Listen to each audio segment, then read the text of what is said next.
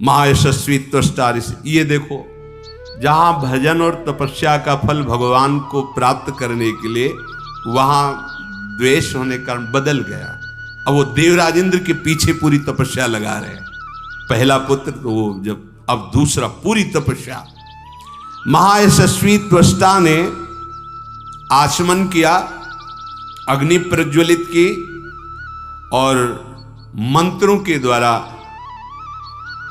पुत्र उत्पन्न किया।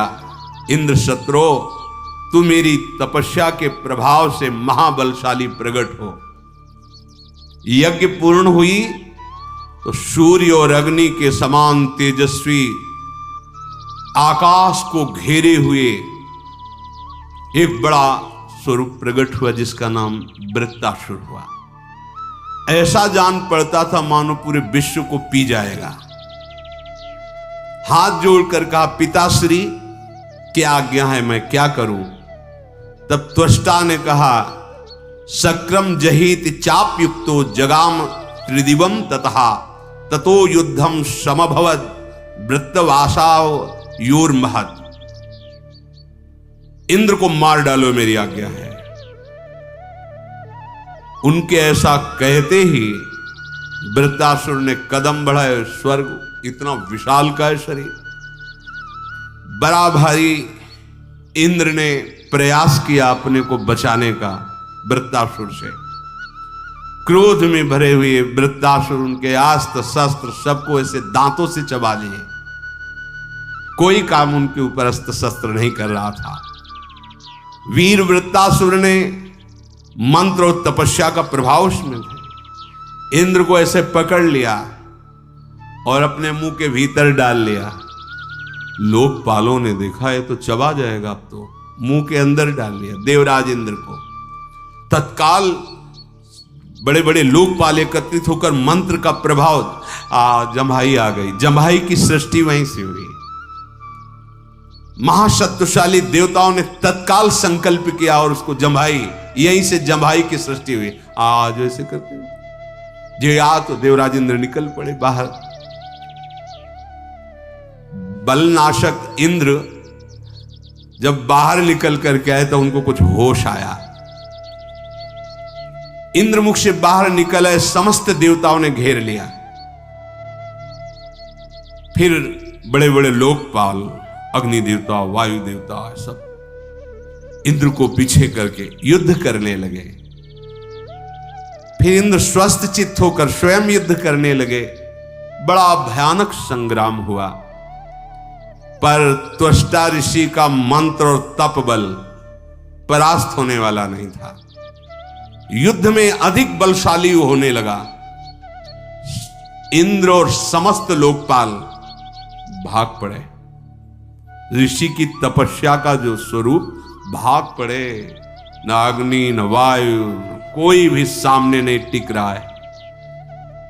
अब देवताओं को बड़ा दुख हुआ कि जब स्वयं इंद्र और बड़े बड़े लोकपाल त्वष्टा के तेज से सब भयभीत हो गए और सबने सलाह की कि अब क्या किया जाए। भय से मोहित हुए सब विचार करके एक ही बात पे पहुंचे कि भगवान श्री हरि की शरण में चलो, दूसरा कोई उपाय नहीं। तो सब मंदराचल के शिखर पर गए और एकत्रित होकर हाथ जोड़ करके वृत्तासुर के भय से पीड़ित होकर श्री भगवान का स्तवन किया। सबने प्रार्थना की, प्रभु जब जब हमें संकट पड़ा है आपने ही बचाया है। नाथ, आपने मेरे लिए मोहिनी अवतार धारण किया, दैत्यों के हाथ से अमृत छीना और युद्ध में सब दैत्यों का संहार किया। महादैत्य बलि को बांधने के लिए आपने मेरे कारण ही वामन अवतार धारण किया और आपने इंद्र को देवताओं का राजा पद पुनः प्रदान किया बलि से छीनकर। आप संपूर्ण देवताओं के स्वामी, चराचर जगत के स्वामी, हे देवाधिदेव, हे अखिल विश्व वंदित सुरश्रेष्ठ, आप हम सबके आश्रयदाता हैं, हमारी रक्षा कीजिए। ये वृत्तासुर अपने प्रभाव से हम सब देवताओं को परास्त कर लिया है, अब आप ही मुझे बचा सकते हो। श्री भगवान बोले, देवताओं, तुम लोगों का उत्तम हित अवश्य करूंगा, अतः तुम सबको एक उपाय बताऊं जिससे वृत्तासुर का अंत होगा। तुम सब लोग ऋषियों के समीप जाओ और ऋषियों को लेकर के जहां वृत्तासुर है उसके पास झुक के जाओ और उससे कहो, मैं जान गया कि मैं आपसे नहीं जीत सकता, और उससे मित्रता करो, संधि करो, फिर हम जीतने का उपाय बताएं। पहले तुम संधि करो। देवताओं, मेरे तेज से तुम्हारी विजय होगी। जब इंद्र वध करने का निश्चय करेंगे तो मैं उनके आयुध में अग्रभाग में विराजमान हो करके उसका विनाश कर दूंगा। पर अभी तुम जाओ, झुक के प्रणाम करो और संधि करो, क्योंकि अभी बढ़ा हुआ तपोबल है, कोई जीत नहीं सकता। प्रभु के ऐसा कहने पर ऋषि देवता सब मिलकर के वृत्तासुर के पास गए। वृत्तासुर ने देखा सब हाथ जोड़े, ऋषि देवता और देवराज इंद्र आ रहे।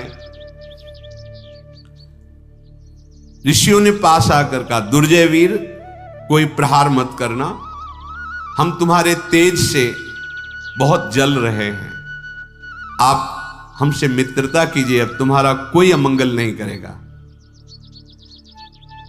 इंद्र की सामर्थ्य नहीं कि तुम्हें जीत सके, इसलिए हम तुम्हारे आश्रय में आए हैं। देवता, असुर, मनुष्य सहित सारी प्रजा बहुत पीड़ित हो रही है, इसलिए हम चाहते हैं कि तुम और इंद्र मित्र बन जाओ तो जगत का मंगल हो जाएगा, तुम्हें भी सुख मिलेगा और इंद्र को भी सुख मिलेगा। ऋषियों की ये बात सुनकर के वृत्तासुर ने मस्तक झुकाया और कहा, हमें आप समस्त ऋषियों का आदर करना है, इसलिए आप जो आदेश करें हम मानेंगे। महाभाग महर्षियों ने कहा कि आप मित्रता स्वीकार करें, इंद्र से अब युद्ध नहीं करेंगे। तो उन्होंने कहा कि मुझ में और इंद्र में मित्रता कैसे हो सकती है, आप बोलिए। क्योंकि मैं तप और तेज बल से प्रकट हुआ द्वेष भाव से हूं, इसलिए इंद्र के प्रति मेरे हृदय में द्वेष रहेगा, और इंद्र अपने द्वेषी को टिकने नहीं देंगे, इसलिए मारने का उपाय करेंगे। कभी मित्रता हो ही नहीं सकती। ऋषि बोले, एक बार मेरे कहने से तुम मित्रता स्वीकार करो। अगर साधु पुरुषों का वचन मान लिया जाए तो उसमें परम कल्याण होता है। साधु पुरुषों के संग की जो अवहेलना करता है उसकी दुर्गति हो जाती है। अतः साधु पुरुषों का मिलना भगवान की कृपा का प्रतीक है। तुम मित्रता कर लो। सकृत सताम संगतम लिप्सितव्यम ततः परम भविता भव्यमेव। तुम्हारा भविष्य मंगलमय हो जाएगा। देखो, कह रहे सज्जनों की बात मान लो, संतों की बात मान लो तो तुम्हें भगवान की प्राप्ति। भगवान ने कहा है कि हमारे द्वारा उसका वध होगा। जिस अस्त्र का संचालन तुम करोगे उसके अग्रभाग पर मैं विराजमान रहूंगा।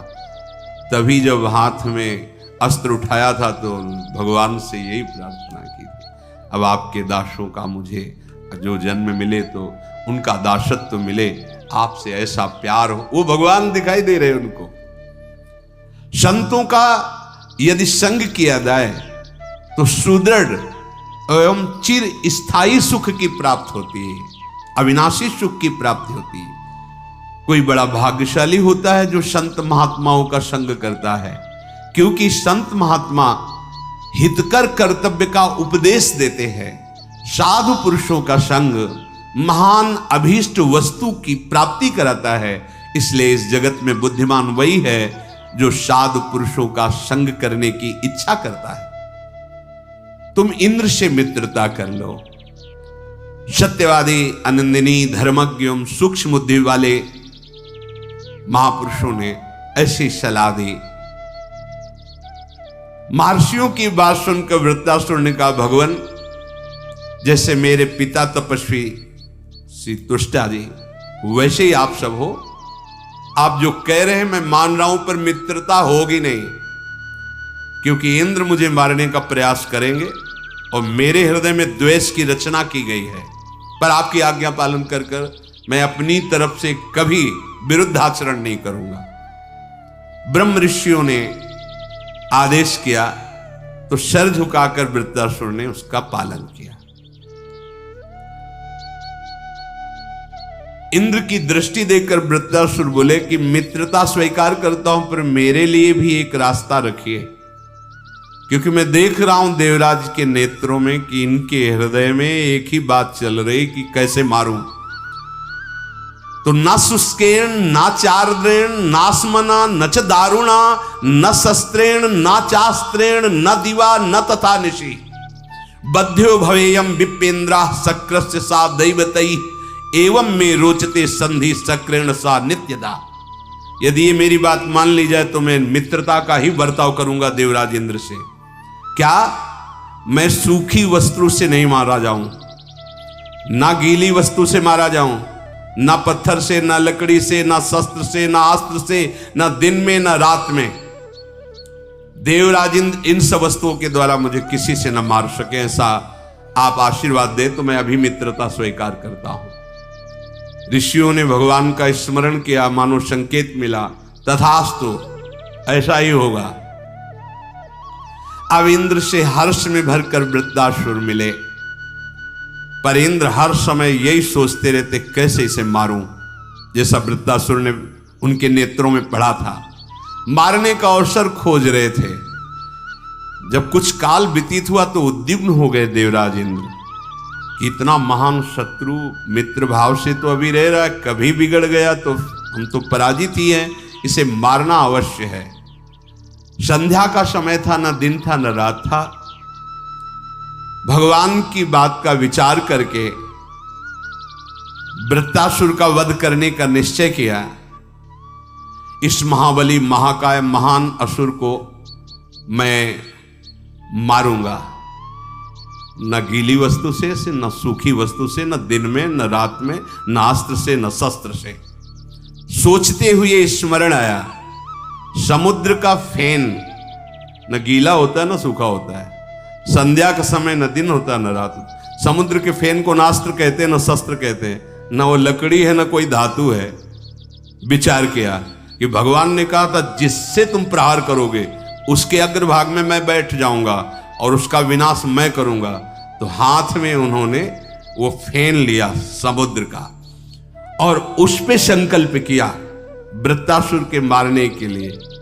वृत्रासुर पर जे ही फेन का प्रहार वज्र के ऊपर रख के किया, भगवान श्री हरि उस फेन में बैठ गए और वृत्रासुर की जीवन लीला को अपने में लीन कर लिया।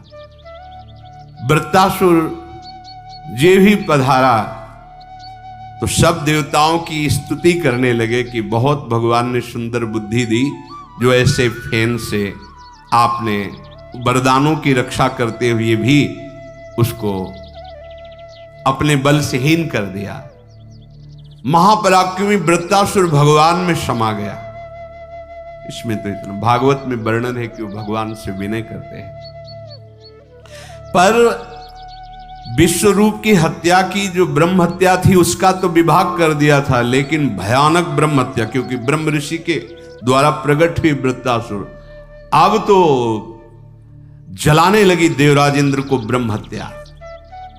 भागे देवराज इंद्र, कहीं ठौर नहीं मिल रही थी, जहां जाते वहां ब्रह्म हत्या उनको तापित करती।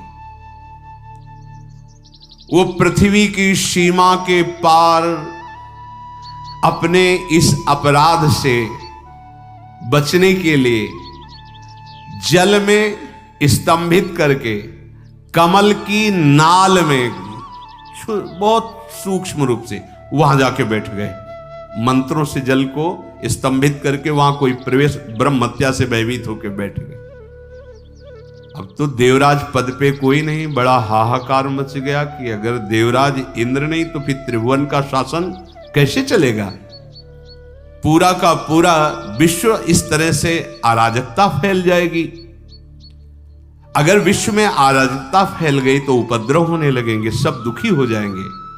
अब सब देवर्षि लोकपाल सब भयभीत हो गए। कहां गए? ऐसी जगह गए कि किसी को पता नहीं कि देवराज इंद्र हैं कहां। स्वर्ग में बड़ा भय मच गया। सबने विचार किया, बड़े बड़े लोकपालों ने, कि स्वर्ग का शासन तीनों लोकों में कौन है जो संभाल सकता है।